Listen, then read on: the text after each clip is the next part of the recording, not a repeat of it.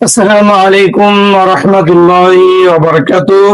দেশ এবং প্রবাস থেকে প্রিয় দর্শক যারা আমাকে দেখছেন, সকলকে জানাই আন্তরিক মোবারকবাদ। প্রিয় দর্শক, সাব্বির আহমদ ভাই নরসিংদী থেকে প্রশ্ন করেছেন, মাননীয় মুফতি সাহেব, যদি কোনো গরুর জন্মগত শিং না থাকে তাহলে উক্ত গরু দ্বারা কুরবানি করা যাবে কি?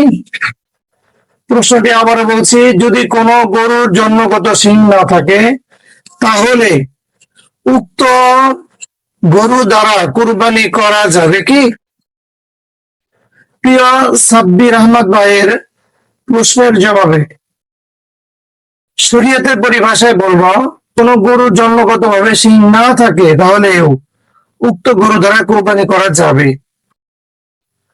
যদি জন্মগত ভাবে শিং না থাকে তাহলে উক্ত গরু দ্বারা কুরবানি করা যাবে। কিন্তু যদি শিংটা জন্মগত ভাবে, অর্থাৎ শিং ছিল কিন্তু শিং ভেঙে গিয়েছে, এক্ষেত্রে পার্থক্য রয়েছে। তবে স্পষ্ট বিষয় হলো যে কুরবানির পশুতে কোনো খুঁত রেখে কুরবানি না করাটাই উত্তম। তো এই জন্য বলবো যে হ্যাঁ, যদি জন্মগত হয়ে থাকে, যেমন সাব্বির আহমদ ভাই প্রশ্ন করেছেন, কোন গরুর জন্মগত শিং না থাকে তাহলে উক্ত গরু দ্বারা কুরবানি করা যাবে কিনা। তো এই বিষয়ে বলা যায় যে হ্যাঁ, যদি কোন গরুর জন্মগত ভাবে শিং না থাকে, কুদরতি ভাবে শিং না থাকে, তাহলে উক্ত গরু দ্বারা কুরবানি করা যাবে। এ বিষয়ে ফতোয়া হিন্দাতি 5 নম্বর খণ্ডের 296 নম্বর পৃষ্ঠাতে এসেছে।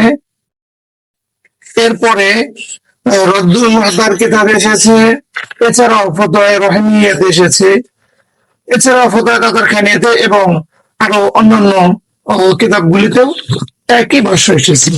এই জন্য প্রিয় সাব্বির আহমদ ভাইয়ের প্রশ্ন যদি বলবো যে কোন গরুর যদি জন্মগত শিং না থাকে তাহলে উক্ত পশু দ্বারাও কুরবানি করা যাবে। আশা করি উত্তরটি পেয়েছেন। আসসালামু আলাইকুম ওয়া রাহমাতুল্লাহি ওয়া বারাকাতুহু।